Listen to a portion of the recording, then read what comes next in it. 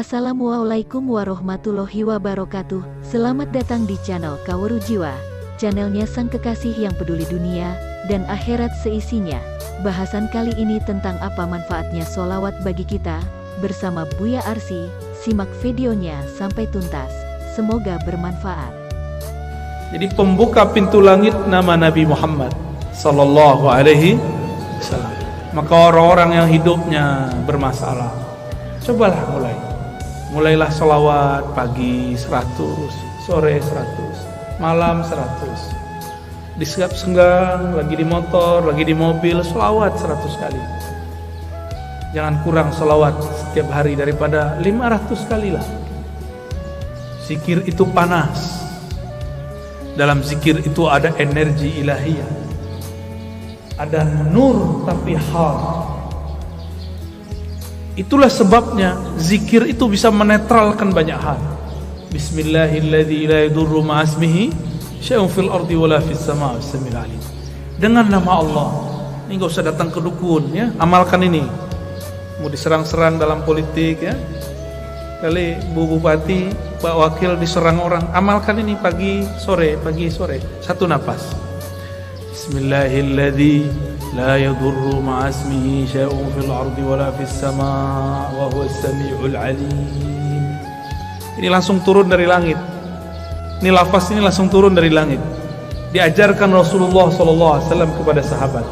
Diriwayatkan oleh Imam Abu Dawud. Alhamdulillahilladzi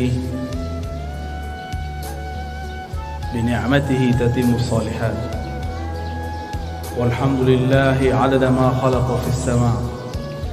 Walhamdulillahi 'adada ma khalaqa fil ard. Alam ini dicipta karena Allah cinta kepada baginda Rasul sallallahu alaihi wasallam.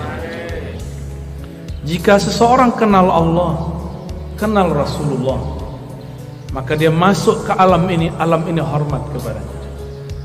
Dia masuk ke alam barzakh, yang jaga alam barzakh pun respect kepadanya. Jika dia masuk padang mahsyar, maka yang di padang mahsyar pun melindunginya. Kita mau datang ke suatu tempat, kenal penguasanya, dijaga bukan? Dijaga. Yang jadi raja pemimpin di alam semesta, itulah baginda Rasul sallallahu alaihi wasallam. Beliau bergelar Sayyidul Alamin, penghulu alam semesta. Apabila saya kenal Rasulullah sallallahu alaihi wasallam, maka ketika di alam barzakh Rasulullah lah yang menyambut. Tapi kalau kenalnya baru imam, lumayan. Imam itu nanti yang akan sambut. Kalau kenal Allah, pasti kenal Rasulullah. Tidak ada orang kenal Allah kecuali lewat pintu Rasulullah. Maka ma'rifat mengenal ada dua jalur. Ada ma'rifat Muhammadi, mengenal dengan jalur Nabi Muhammad. Ada ma'rifat Azaziliyah, Iblisiyah. Ada mengenal jalur iblis. Kenal juga, tapi kenal dengan cara yang tidak benar. Allah Subhanahu wa taala mengatakan, "Qul in kuntum tuhibbunallah fattabi'uni."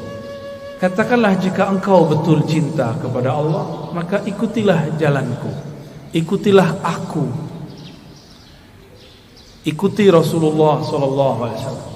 Maka banyaklah kelompok yang mengaku dialah yang paling ikut Rasulullah sallallahu alaihi wasallam. Yang diikut bukan model baju, yang diikut akhlak yang punya baju. Kalau model baju berubah-ubah per zaman, ini bajunya kurang sunnah nih sebagiannya. Rasulullah itu suka pakai baju impor. Percaya tak? Baca Sahih Bukhari.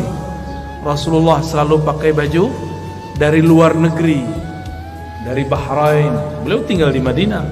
Dari Persia, dari Romawi, dari Yaman, dari Mesir, dari Syam. Selalu memakai pakaian dari luar. Ada yang beliau beli, ada yang dibelikan. Tapi lebih banyak dibelikan orang ya. Karena setiap kali ada orang datang, kasih beliau sallallahu alaihi wasallam hadiah. Bahkan dalam hadis yang sangat masyhur, ada seseorang memberi hadiah kepada Nabi sallallahu alaihi wasallam. Baru saja dipakai, tiba-tiba ada yang angkat tangan, "Wahai Rasulullah, demi Allah, berilah aku jubah yang kau pakai." Hadis riwayat Imam Muslim. Rasulullah tolak. Rasulullah itu Abul Arwah, Abul Alamin, bapaknya alam semesta. Karena beliaulah alam ini Allah cipta. Maka jika ada anak-anaknya minta, tidak mungkin beliau tolak. Bukan saja manusia, semua yang di alam ini meminta, pasti beliau terima. Maka beliau mengatakan, baik, diamlah sebentar, biar aku pakai dulu, biar senang dulu yang memberi. Kira-kira begitu kalau dia maknai. Nabi mengatakan, diam sejenak, aku pakai. Dipakai sebentar, berpindahlah keharuman beliau sebagian kepada jubah itu. Baru beliau memberikan kepada orang itu. Tapi setelah itu ribut, sahabat-sahabat marah kepada yang meminta. Tapi apa kata yang meminta?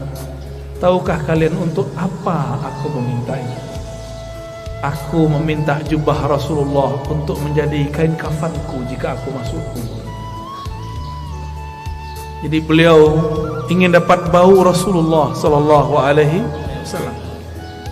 Keharuman Nabi tercium sampai ke langit. Beliau baru lahir, disambut oleh semua malaikat. Beliau lagi main-main, diinteli, disorot oleh malaikat-malaikat. Mereka ingin pastikan, inikah orang yang harum itu? Begitulah kata Jabir ibn Samurah, Anas bin Malik, dan sahabat-sahabat yang lain. Tidaklah Nabi melewati satu tempat, melainkan tempat itu ada harum Rasulullah di sana. Ketika Nabi pergi, harumnya masih tersisa. Sallallahu alaihi. Itulah sebabnya Imamuna Imam Malik, guru dari Imam kita Muhammad bin Idris Asy-Syafi'i, jika beliau masuk kota Madinah, beliau langsung melepaskan sendalnya dan berjalan di bawah, tidak menggunakan kendaraan apapun. Lalu orang-orang bertanya, itu raja-raja masih naik kendaraan, kenapa engkau nyengker jalan kaki? Apa jawaban Imam Malik yang wafat 179 Hijriah? Sudah jauh setelah Rasulullah, tidak bertemu fisik Rasulullah sallallahu alaihi wasallam. Apa kata beliau? Aku malu. Di mana ditaruh wajah Malik? Dia berjalan dengan kakinya yang gagah di atas kendaraannya yang megah, tapi di bawah tanah ada jasad Rasulullah sallallahu alaihi wasallam. Oleh karena itu, Allah muliakan Imam Malik bin Anas dengan memandang Rasulullah setiap kali dia tidur. Ma bittu lailan illa wa ra'aitu an-nabiyya sallallahu alaihi wasallam.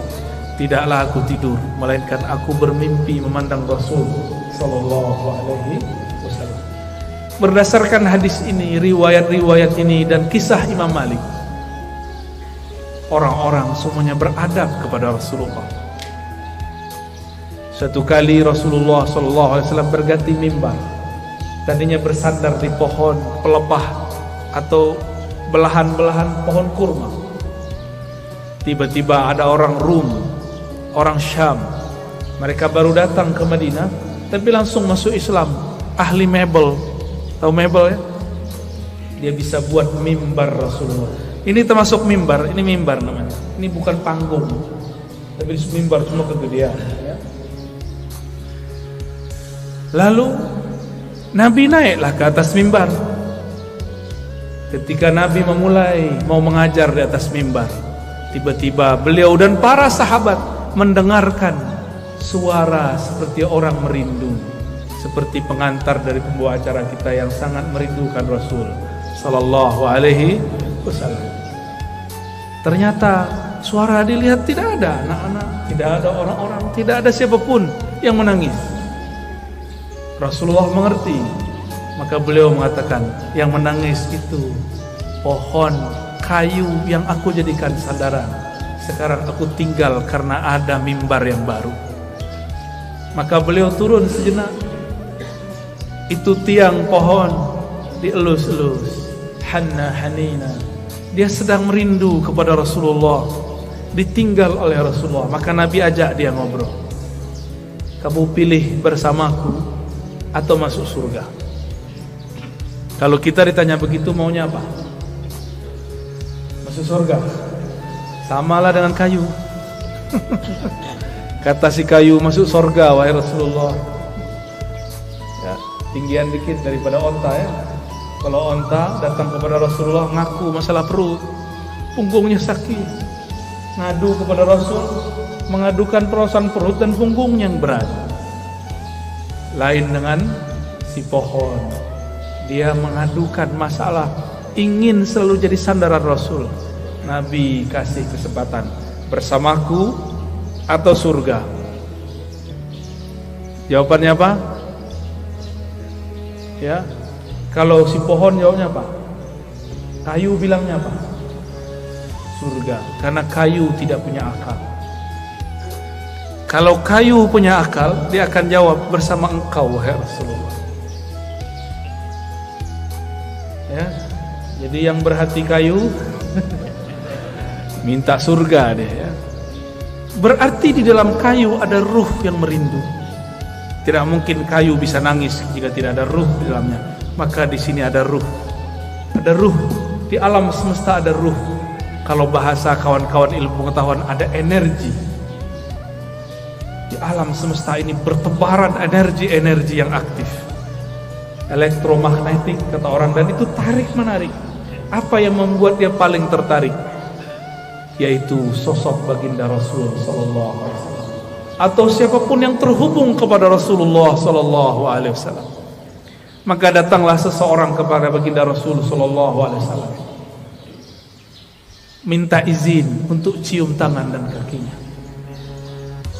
Ada lagi orang datang karena tidak ada Rasulullah sudah dikubur. Maka datanglah kepada khadam Rasulullah, pelayan Rasulullah, Sayyidina Anas. Orang ini mengatakan, ya Anas, manakah mata yang dulu mata itu memandang Rasulullah? Izinkan aku mengecup matamu. Ada lagi yang datang kepada Jabir, datang kepada sahabat-sahabat lain, mengatakan, manakah tangan yang dulu tangan engkau pernah bersentuhan dengan tangan Rasulullah sallallahu alaihi wasallam? Izinkan aku mengecupnya, memegangnya. Begitu dulu mereka merindukan Rasulullah sallallahu alaihi wasallam, yang tidak dapat memegangnya, maka pandanglah siapa yang pernah memandangnya sallallahu alaihi wasallam. Tiadalah mukmin memandang Rasul sallallahu alaihi wasallam kecuali bertambah cintanya. Tiadalah kafir memandang Nabi kecuali bertambah kufurnya. Tiadalah munafik memandang Nabi sallallahu alaihi wasallam kecuali bertambah kemunafikannya. Maka memandang Nabi pun bukan tanda orang itu selamat. Dengan apa dia memandang? Abu Jahal pandang Muhammad bin Abdullah atau Muhammad Rasulullah. Siapa yang dipandang oleh Abu Jahal, Abu Lahab? Muhammad bin Muhammad, anak saudaraku. Dia tidak pandang Muhammad Rasulullah sallallahu alaihi wasallam. Satu kali Jabir ibn Samurah diajak jalan-jalan oleh Rasulullah sallallahu alaihi wasallam. Sampailah di satu tempat. Tiba-tiba ada seorang ibu-ibu membawakan anak kecil, mengatakan, wahai Rasulullah, anakku diganggu jin setiap hari. Lalu Nabi cukup pegang dada itu si anak, ditepuk-tepuk. Wahai musuh Allah, keluarlah. Ya aduwallah ukhruj. Cuma begitu beliau beruqyah, keluar itu setan. Kalau kita sudah baca Al-Baqarah, sudah khatam, enggak keluar-keluar jinnya. Ya, sahih. Belum ayat kursi. Apa yang salah? Bukan ayat kursinya kurang sakti, kau kurang yakin. Itu masalahnya. Rasulullah SAW sumber keyakinan, maka tidak perlu baca-baca. Beliaulah Al-Quran yang berjalan. Ketika Sayyidah Aisyah mengatakan akhlaknya Rasulullah adalah Quran, berarti Rasulullahnya apa? Jika akhlaknya Quran, sifatnya apa? Jika akhlaknya Quran, namanya apa? Jika akhlaknya Quran, zatnya apa? Yang punya akhlak itu dirinya siapa? Tentulah ia hakikat dari Al-Quran itu sendiri. Maka jika Rasulullah meruqyah orang cukup sentuh hilang. Kita sudah hembus 10 kali nggak hilang-hilang karena merasa pintar, ya? Tidak melalui Rasulullah Sallallahu Alaihi Wasallam.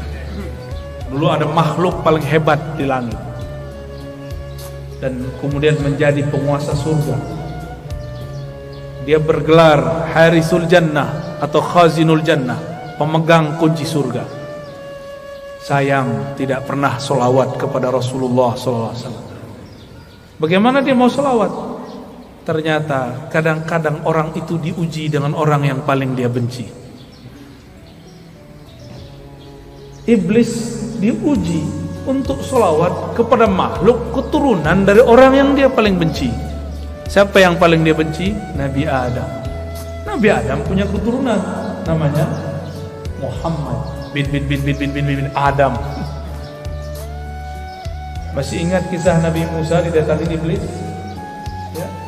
Apa kata si iblis? Musa, aku mau tobat nih. Jadi iblis pernah sadar sebentar, ya. Itu sadarnya iblis pertama kali. Mus, mau tobat nih gimana nih? Apa kata Nabi Musa? Oh gampang. Nih saya tunjukin jalannya. Dulu perintah yang disuruh kepada engkau masih berlaku. Apa itu? Sujudlah kepada Adam. Tuh, saya tunjukkan itu kuburnya. Sujudlah kepadanya. Iblis matanya langsung nyala. Dia bentak Nabi Musa. Musa, engkau main-main. Dia hidup pun aku tidak sujud, apalagi sudah bau tanah. Tambah sombongnya. Maka tidaklah setiap hari memandang iblis kepada kekasih Allah kecuali bertambah kekufurannya. Aba wastakbara wa kana minal kafirin. Enggan, sombong, dan dia selalu kafir. Maka kana di situ bahasa Arab yadullu ala tsubut wal dawam, menunjukkan itu tetap dan selalu begitu. Maka kana tidak berarti selalu pasten, dia telah, tapi dia selalu.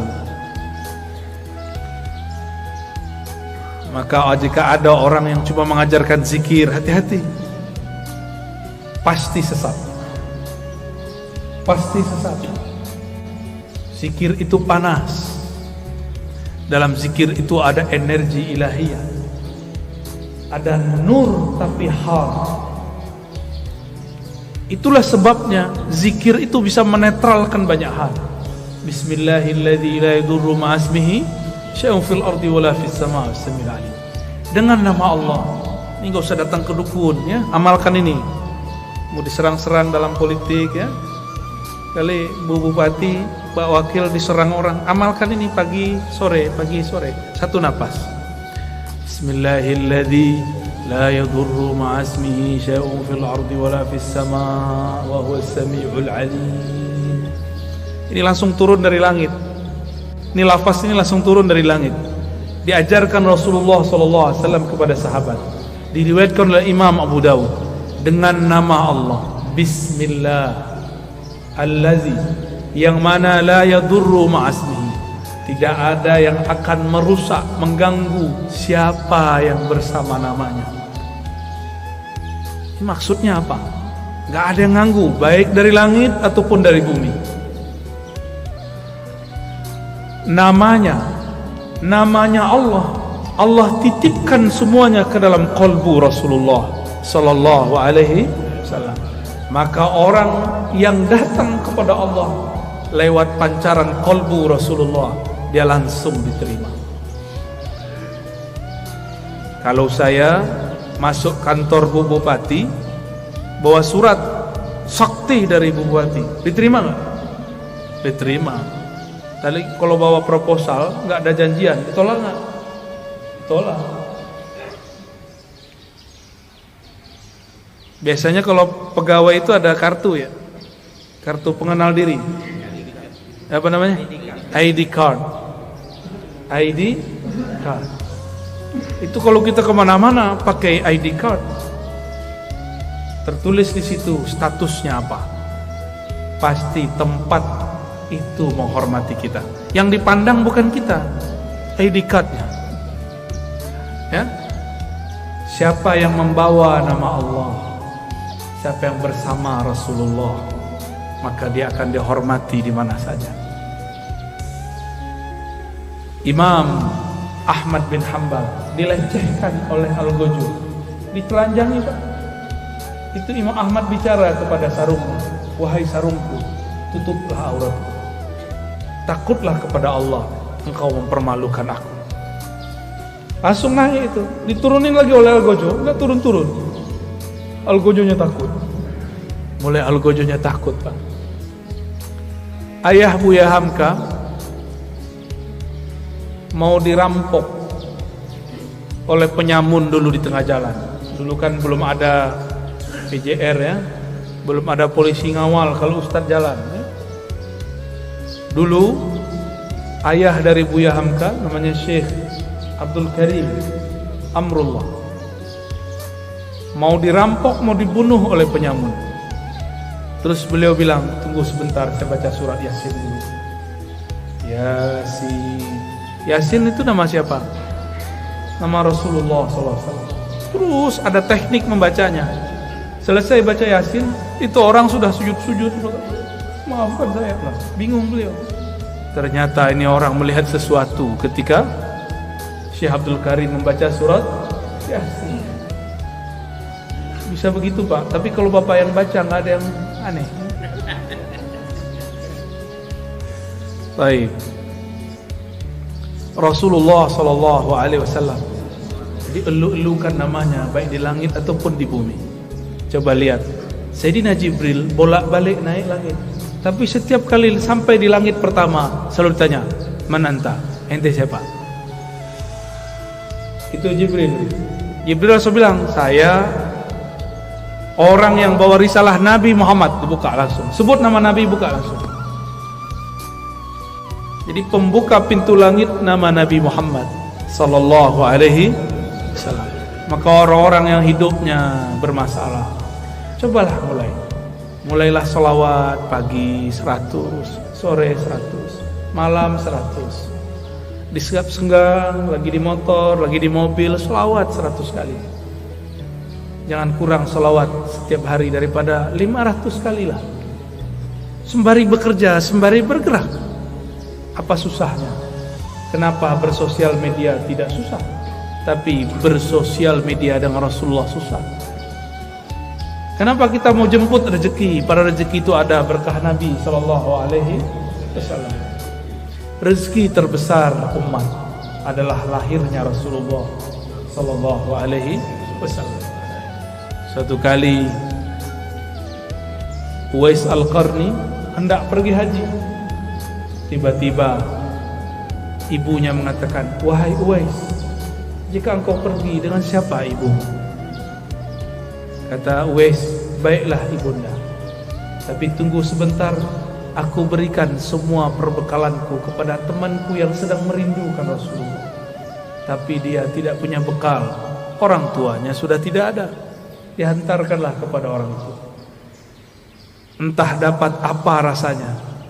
Orang-orang berangkat, dia tidak bisa berangkat. Teman-temannya Uwais dan teman-temannya semua berangkat, orang ini nggak berangkat. Tiba-tiba Uwais ketuk pintu mengatakan, "Wahai Tuhan, wahai sahabatku, ini semua bekalku, aku berikan kepada engkau." Orang ini lagi sujud, ingin berangkat tapi tidak punya uang, ingin berangkat tidak punya kendaraan. Apa yang dia rasakan? Lalu dia bertanya, "Lalu engkau bagaimana wahai Uwais?" "Aku masih punya ibu. Jika rindu Rasul sallallahu alaihi wasallam harus merawat ibu. Orang yang rindu Rasulullah tidak hormat kepada ayah ibunya, batal cintanya." Orang cium tangan guru tapi tidak cium tangan ayah ibunya, batal cium tangannya. Orang yang ziarah ke ulama tapi tidak ziarah ke ayah ibunya, batal cintanya kepada ulama. Betapa aneh sekarang, banyak orang baik ke gurunya tapi membentak ayah ibunya. Aneh. Masih punya ibu sebagian besar, ayah nanti pulang cium tangannya. Baca sholawat ketika mencium tangannya. Semoga Allah ridha melalui. Dan pasti ridha. Ridha Allah itulah kunci dalam tangan ibu. Kenapa disebut ibu dan ayah itu kunci ridha Allah? Ridha Allah fi ridhal walidain. Karena merekalah kita ada secara fisik. Secara ruhani kita ada karena ruhaniah Rasulullah. Maka Rasulullah, Nur Muhammad, ruhnya disebut Ahmad, disebut Ummul Arwah, induknya semua ruh. Muhammad, nurnya disebut Abul Arwah, bapaknya semua ruh. Ini cuma istilah, bahwa segala satu bersumber darinya. Inilah yang sering kita katakan ketika Allah menciptakan alam semesta. Apa yang Allah lakukan pada alam? Allah menciptakan alam ini supaya alam ini sempurna dengan menyembahnya. Allah tetap sempurna tanpa disembah alam. Allah ciptakan alam supaya alam itu sempurna dengan menyembahnya. Disebut dalam Quran liya'budun, untuk menyembahku. Siapakah yang paling sempurna menyembah Allah? Rasulullah SAW. Siapakah yang paling kenal Allah? Rasulullah SAW. Maka yang dimaksud dalam ayat ini, tidaklah aku ciptakan jin dan manusia illa liya'budun, kecuali untuk menyembahku sebenar-benar menyembah, mengenalku benar-benar mengenal. Itulah sosok Rasulullah Sallallahu Alaihi Wasallam. Jadi ayat ini berbicara tentang Rasulullah Sallallahu Alaihi Wasallam. Jadi jika ada orang mengatakan tidak usah buat maulid, tidak usah buat zikir-zikir, gak usah buat zikir jamaah, gak usah buat manaqib, tugas kita ibadah, ya itu ibadah. Dan ibadah yang paling tinggi adalah as-salawat ala nabi Sallallahu Alaihi Wasallam. Ini saya ulang-ulang ya, supaya masuk ke alam sadar kita dan alam bawah sadar kita. Allah sholat nggak? Allah sholat nggak? Allah tadi sholat subuh nggak? Nggak. Saya ulang yang kenceng dong. Allah sholat nggak? Allah haji nggak? Allah puasa nggak? Allah sedekah nggak? Tapi Allah bersalat. Innallaha malaikatahu yusholluna 'alan nabi. Jadi sebelum ada salatnya kita, Allah sudah salawat kepada Nabi. Sebelum ada zikir, baca Quran, ngaji kita, belum ada thariqat kita, belum ada mazhab kita, belum ada manhaj kita, belum ada, Allah sudah bersalawat. Maka ciri-ciri musuh Allah, dia benci orang salawat. Meskipun sorbannya 7 kali lilit, meskipun jenggotnya sepanjang tali apa? Tali rapia. Bapak kayaknya kesal banget orang itu ya. Korban sepertinya ini ya. Nggak ngaruh ya. Tidak berpengaruh. Bapak Ibu yang melakukan Allah, karena sholawat itu adalah fiilnya Allah. Sholawat itu apa? Apa arti fiil? Kerjanya Allah. Dengan sholawat itulah Allah menciptakan alam. Sholawat itu artinya cinta dan kasih sayang. Maka kalau kita sholawat, Allahumma sholli ala sayyidina Muhammad, apa artinya? Ya Allah, sampaikan cinta, salam, kasih sayang kepada baginda Nabi Muhammad. Jadi sholawat itu jangan pakai terjemahan biasa. Ya Allah beri sholawat ke Nabi Muhammad. Itu bukan memaknai. Itu namanya translate, menterjemah. Bersolawatlah dengan rasa. Bersolawat dengan rasa. kita mengatakan, ya Allah, baligh salami wa salati ala sayyidina Rasulullah, sampaikan salamku, rinduku, cintaku kepada Rasulullah sallallahu alaihi wasallam. Kalau sudah cinta, apapun yang disuruh, yang dimintanya, mau nggak? Dulu kita belum kenal orang, ngasih 500 aja susah. Sekarang sudah jadi pasangan, mau dia minta 5M, kalau ada kita kasih, kalau nggak ada salawat. Jamaah subuh yang diberkahi Allah, bahkan subuh ini ada karena salawat kepada Rasulullah sallallahu alaihi wasallam. Was-subhi idza tanaffas, begitu ayatnya. Demi waktu subuh yang berhembus, yang bernafas. Jika Allah tidak bernafas dengan salawatnya, maka bunyi nafasnya Allah salawat kepada Rasulullah sallallahu alaihi wasallam. Maka niatkan hidup ini untuk bersalawat kepada Rasulullah. Inilah yang disebut takhallaqu bi akhlaqillah. Tirulah fiil-fiilnya Allah, tirulah akhlaknya Allah. Allah itu mencipta alam dalam salawatnya karena cinta kepada Rasulnya. Maka beramallah karena cinta, bukan lagi buat maulid, buat manakib karena ada hajat. Pak Kiai, Pak Ustadz, doakan saya bisa beli apa? Beli rumah. Pak Kiai, doakan saya beli mobil. Pak Kiai, samalah kau dengan onta, ya? Onta datang ke Nabi, ya Rasulullah, perutku lapar, tugasku banyak, tuanku nggak tahu diri. Onta datang nangis, yang dikadukannya bukan ya Allah Rasulullah, izinkan aku bersamamu, nggak ada dia ngomong begitu. Onta, paham onta? Si kayu ngomong, aku ingin di surga aja. Tapi beda dengan Abu Bakar, beda dengan Umar, beda dengan Utsman, beda dengan Ali. Mereka ingin jadi pintu-pintunya Rasul. Maka ujung dari pintunya Rasulullah, pintu terdekat Sayyidina Ali. Apa kata beliau? Aku kota ilmu, Ali lah pintunya. Maka tiada satu mazhab, satu manhaj, satu aliran, satu pemikiran yang sahih kecuali sanadnya bersambung kepada Sayyidina Ali. Tapi syaitan tidak tinggal diam. Dia buatlah, dia campur adukkanlah cinta kepada Ali dengan benci kepada sahabat. Namanya kelompok Rafidah, kelompok yang membenci sahabat Rasul sallallahu alaihi wasallam. Ya, kita cinta Sayyidina Ali, cinta juga sahabat Rasul. Ini perbedaan kita dengan Syiah Rafidah. Mari berguru kepada orang bersanad, nanti bersambung kepada Sayyidina Ali. Lebih kurang itu pengantar rindu yang dapat saya sampaikan. Ya, di sela-sela rihlah. Rihlah artinya perjalanan. Dulu Rasulullah buat rihlah. Insyaallah kalau lain kesempatan kita teruskan. Ada tanya jawab? Baik, tafadhol.